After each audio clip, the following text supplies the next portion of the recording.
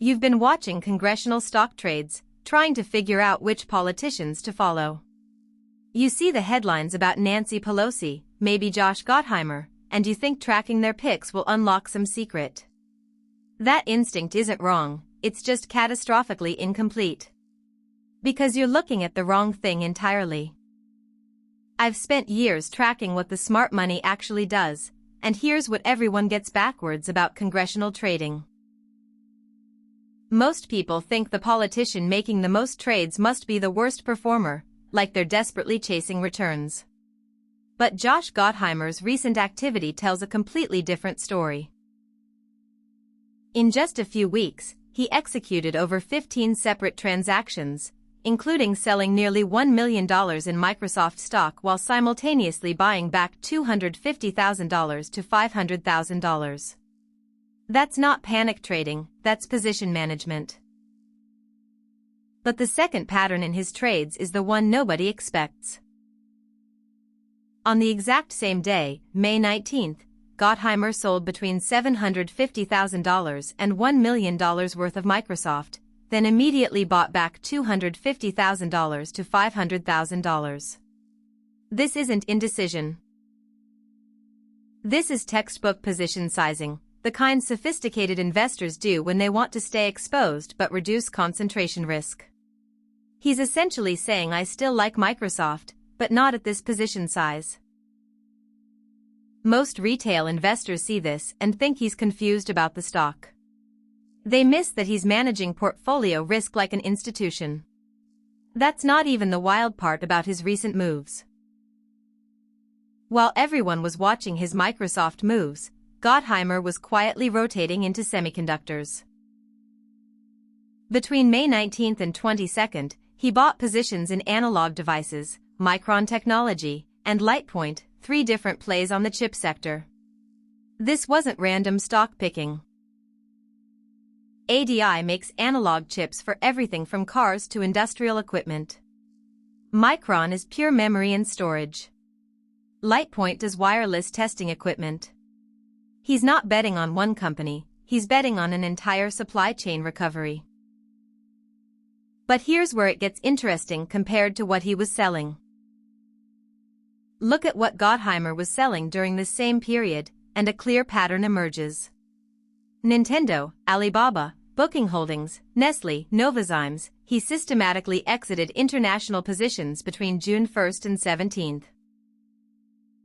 Each sale was in that $1,000 to $15,000 range, suggesting these weren't his core holdings but rather diversification positions he was unwinding. This is classic America First portfolio construction: reduce international exposure, concentrate on domestic tech and semiconductors. The timing of these moves reveals something crucial about how congressional traders actually think. Here's what separates congressional traders from retail investors: they think in position sizes, not just stock picks.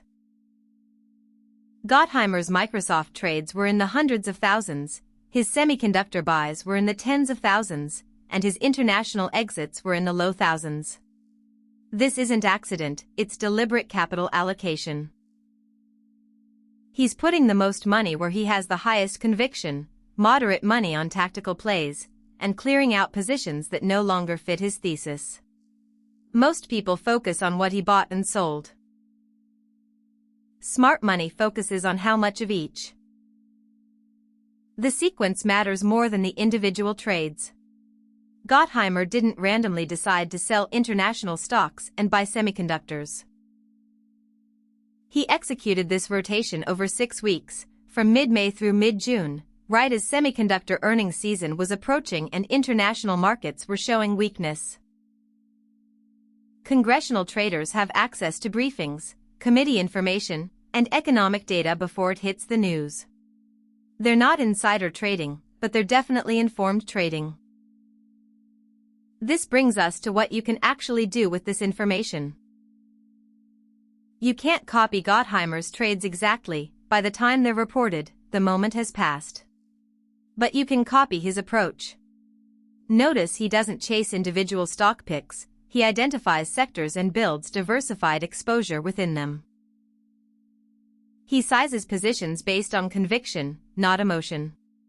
And he's willing to take profits and rebalance, even in stocks he still likes. That's how you build wealth systematically, not by hoping to catch the next 10-bagger. The question is, are you ready to think like institutional money instead of retail money? Congressional trading isn't about copying individual picks, it's about learning how informed money thinks about risk, timing, and position management. This week, look at your own portfolio through Gottheimer's lens. Are you properly diversified within sectors you like? Are you sizing positions based on conviction? Are you willing to take profits and rebalance?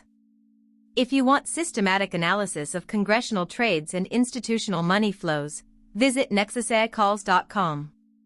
Because following smart money means thinking like smart money.